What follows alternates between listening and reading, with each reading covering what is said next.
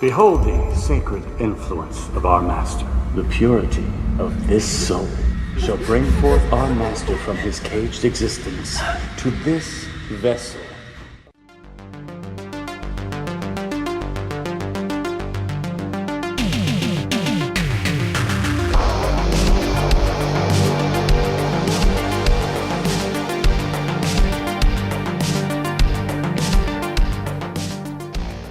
We are talking The Demonologist. This one is written and directed by J.M. Stelly and stars Brian Krause, who you may know from Charmed, among other things.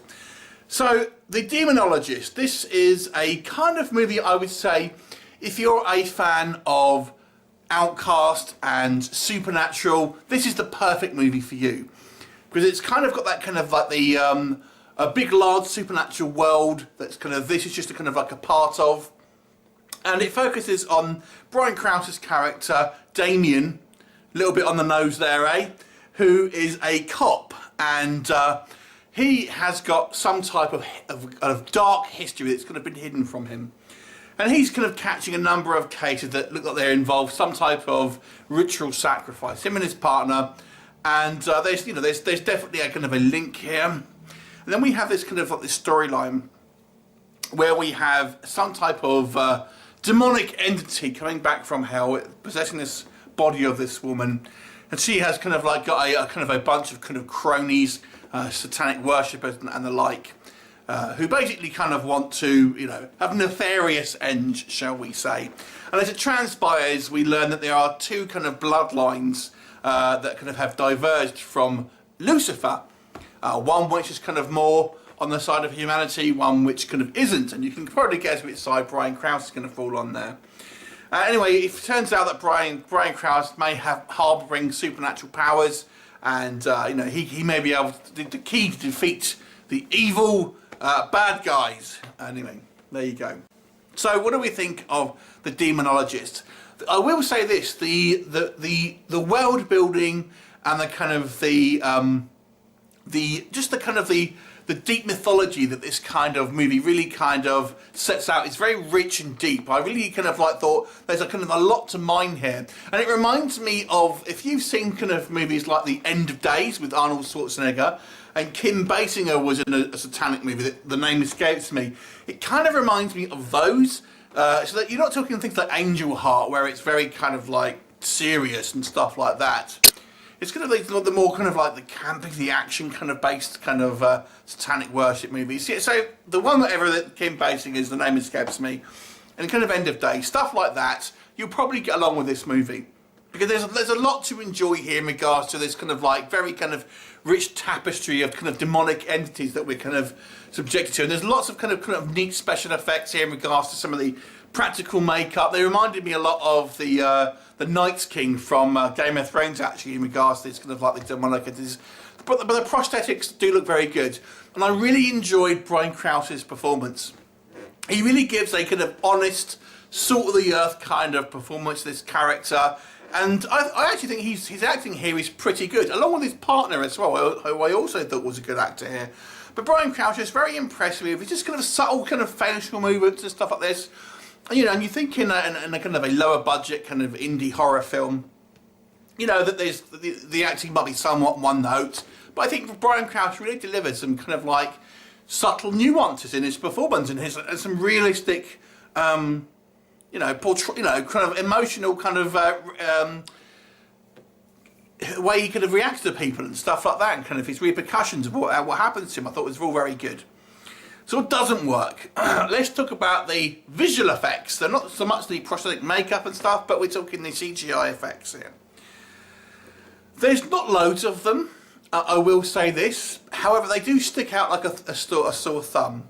There's a scene at the end where we have a character levelling up, shall we say, that looks legitimately terrible. A really bad... It's only one scene that I would say that this is really horrible in. But it's a fairly important scene. However, whenever we do see visual effects on screen, they are a very low quality, I would say. They kind of look very tacky, very kind of Sci-Fi Channel, Asylum level CGI effects. Thank God there's not loads of them. And we do rely on a lot of kind of practical makeup and stuff like that. There's a bit of horrible green screen here and there as well, but there you go. Outside of Brian Krause and his partner, I would say the acting is a little bit mixed. One of the bad guys, called Parrish, is almost unintelligible, the way he kind of mumbles and kind of whispers. It's very hard to kind of understand what he's kind of saying. But the acting's a mixed bag throughout the rest of the cast as well. The other thing I would say is this feels like it's setting up more of a pilot for a TV show rather than a self-contained movie. And so we're introduced to a variety of characters that we don't really ever see the resolution of. So it's almost like, here's the character for the next episode and stuff like that, or 2 episodes time. However, I think the thing that I think will stick with people the most in regards to a negative here is that this movie is lots of Brian Krause driving up to a building, getting out, talking to someone, going back into his car, driving away, rinse, repeat, rinse, repeat, rinse, repeat.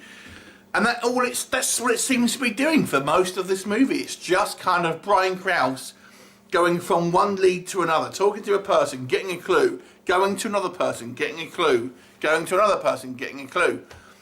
It just seems to be a lot of that, to be honest, and there's not really all that much. There's barely any, quote, action in this movie. It doesn't necessarily have to be. There's plenty of good movies that aren't kind of fast-paced action movies. But a film like this, you feel like it should be. It's certainly not trying to be high art, this one. So I felt it could have done with a little bit more kind of either horror or action or just type of some sort of like conflict or something like that, something going on. Because even the kind of the scenes where, we have these kind of these sacrifices that are being done, and they look like they could be fairly gruesome. I like the set dressing and all that. It all looks pretty good, and the kind of like the the satanic paraphernalia that's all kind of around all looks pretty good. But you never really, there's no real visceral horror in them, to be honest. So it seems like it wants to be fairly kind of like easy to swallow in regards to being on some type of network television. So I do wonder if this was originally created as a sort of a pilot. So who knows? I mean, that's why I say if you are a fan of Supernatural and the Outcast, they're the 2 shows that I would say that this most resembles. You may want to check it out. I definitely think, because there's more of this in this film, but and there's certainly a nice kind of like rich kind of world that it's kind of building here. But it is beset by a few problems. Ultimately, as a film, it just feels a little hollow. It doesn't feel there's that much to it. You're just not watching anything particularly exciting happen. But it's a fairly well-made production for what it is. I still had enjoyment of it. And I just thought Brian Krause was very good in this role.